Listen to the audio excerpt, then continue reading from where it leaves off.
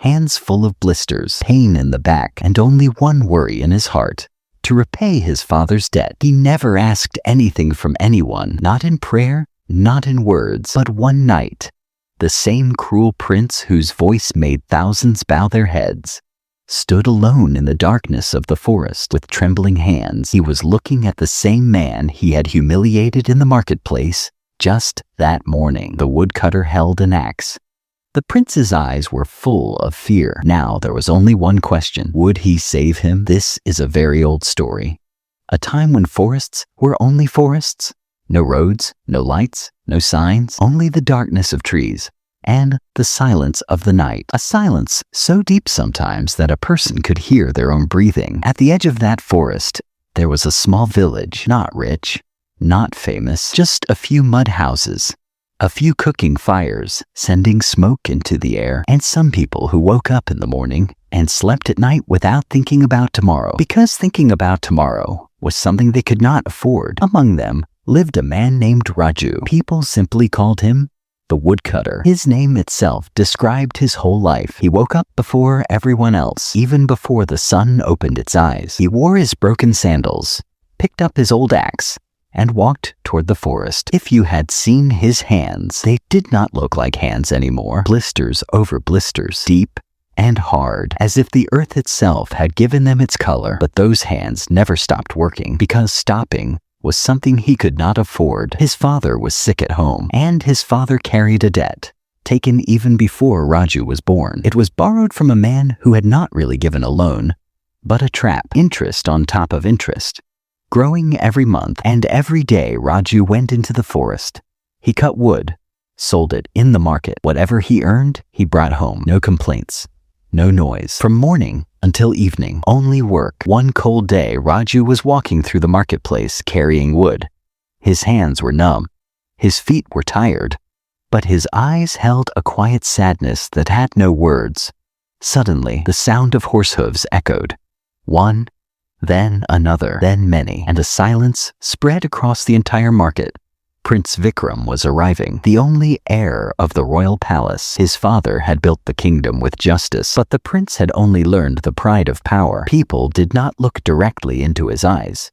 Meeting his gaze was considered disrespect. His horse stopped. Raju, with wood on his shoulder, had stepped into the middle of the road. He tried to move aside, but the weight slowed him for a moment. Just one small moment. The prince looked down from his horse. Below him stood a tired young man in broken sandals. Then the prince smiled, but there was no happiness in that smile, only arrogance. "Move!" His voice echoed across the marketplace. Raju lowered his head and stepped aside, but one piece of wood fell into the road. The horse stopped again. "What is this?" "Forgive me, sir," Raju said softly. "Forgive you?" The prince replied with another cold smile. "Do you know whose feet walk on this road? And you spread your dirt here?" Everyone was watching, but no one spoke, because speaking against the prince meant risking your life. The prince's soldiers stepped forward. They threw the wood away from the road.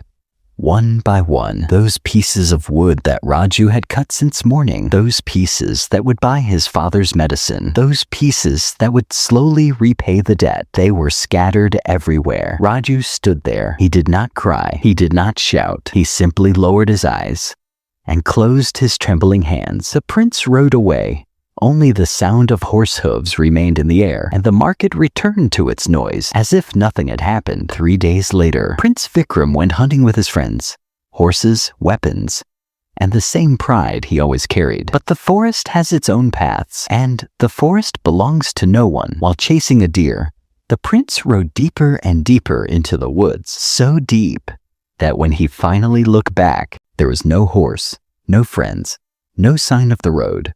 Only the darkness of trees and the night, which comes quickly in a forest. He shouted. No one answered. He ran and only became more lost. Thorns caught his clothes. His feet slipped. He fell, and then the sounds of the forest began. The strange sounds that only exist at night. For the first time in his life, the proud prince felt fear. Hours later, exhausted, hands bleeding, clothes torn, pride gone, he sat under an old tree. There were tears in his eyes, though he did not even know when they had appeared. And then, a light far away, slowly coming closer, a clay lamp in one hand, an axe in the other. The footsteps belonged to Raju. Every night he passed through the forest while returning home. This was his usual path. At first, he did not recognize the prince. Then he did. It was the same face, the same eyes that had looked down at him in the market 3 days earlier. Raju held an axe. The prince's eyes were filled with fear. Between them, there was only silence. The prince's lips trembled. He wanted to say something, but the words would not come, because he had never needed to ask forgiveness before. Raju looked at him for a moment. Then he walked toward a dry tree. He raised his axe and quickly cut some wood. He lit a fire. Then he gestured for the prince to come closer. The prince asked quietly, "Do you know who I am?" Raju looked into the fire and replied, "Yes, I know." "Then why are you helping me?" Raju was silent for a moment. Then he spoke slowly. "What you did in the market that day, that was your work. What I do today, this is my work." The prince said nothing. That night, Raju guided him out of the forest. He showed him the path and walked with him for a long distance. He did not remind him of the insult. He did not complain. He did not say a single word that could make the prince feel ashamed. He simply did what needed to be done because he was Raju, and this was his way. The next day, news spread across the city that the prince had returned safely. The royal court was called. Ministers, soldiers, and nobles were present. The prince gave an order.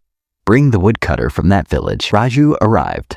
Broken sandals, old clothes, the same blistered hands. He did not lower his head. There was no fear, no hope. He simply stood there. Then something happened that no one had ever seen before. Prince Vikram stepped down from his throne, walked forward, and bowed his head in front of Raju. The entire court was shocked. The prince said, "That night you taught me something my father could not teach me, something the royal court could not teach me, something power itself cannot teach. A person's true character is revealed when they have a chance to take revenge, and they choose forgiveness instead." Raju remained silent. The prince continued, "From today your father's debt is finished, and the house you live in now truly belongs to you." Raju's eyes filled with tears.